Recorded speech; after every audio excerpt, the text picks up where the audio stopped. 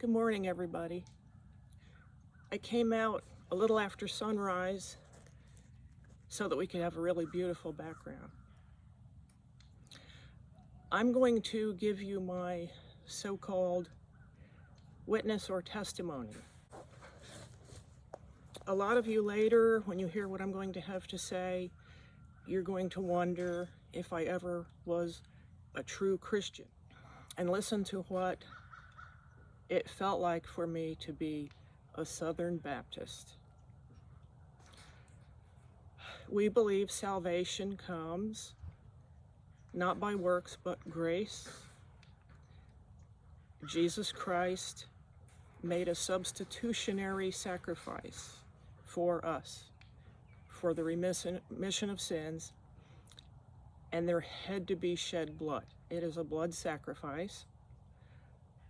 Also, it's taken by faith and it's received by grace. You can't earn it. We believe everyone is so infected with sin from birth that we all need salvation. Baptism is symbolic, I believe, for us, and it represents your complete change of heart, and that's what is meant by being born again. And I did choose this. I think I was 11, and so I spent my life being a Southern Baptist, born-again Christian.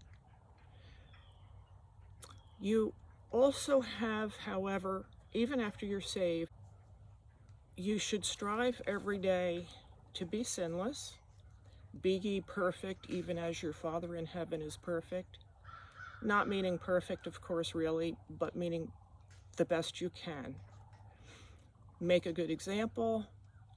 And also there's the burden of believing that everyone around you that you work with, neighbors, friends, if they don't believe exactly as you do, that particular doctrine, they are going to hell.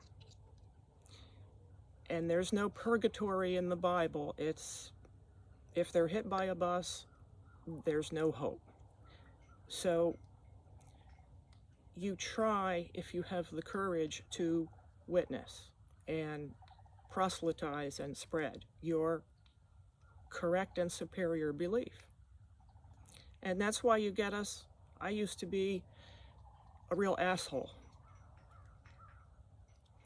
And I'm so sorry. If I could find some people, I would love to apologize, because I was really into it.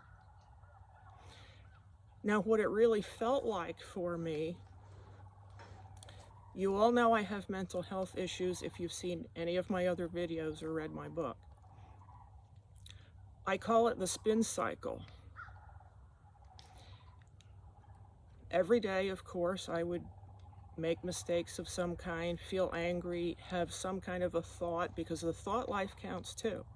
So every thought that is in your head that you didn't even speak, you have to worry about. And the next day it all starts again, all over again. Each day is a new opportunity. It's really very negative. It always did bother me.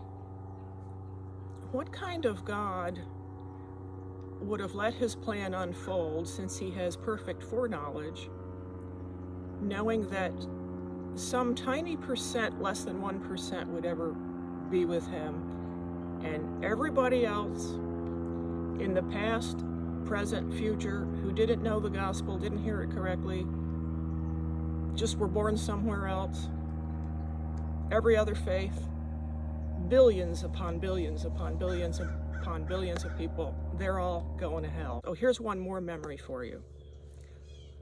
I used to study the Bible for myself. I mean, I really wanted to know stuff. And I took one semester at a Bible college.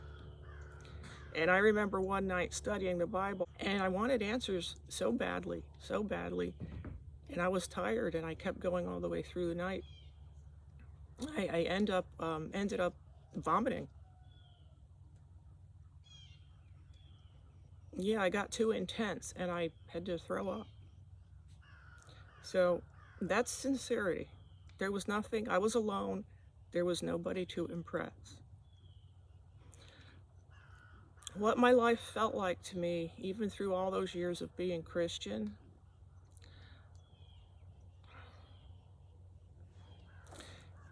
You see this hair? It's getting to be too much. I don't know what to do with it. It's mine. Ow. I used to be suffering so much all the time emotionally that I would take just 1 or 2 or 3 little hairs with my fingers. I would separate it just about an inch from the root and jerk it out. Try it. It hurts worse than a chunk. It's a sharp, needle-like pain that resembles, I think, cutting. I think what I was doing is similar to people who cut. That perfect amount of pain distracted me and gave me temporary relief from the torment, the constant self-doubt, the having the self on trial. I'm coming to understand why my parents were as stern and severe as they were. I used to think it was because of the Great Depression and their hard lives in the past. But there are other cultures who go through terrible stuff and they're not the same way. They're not like that. I think I know what it was. It was this religion. It was this belief system.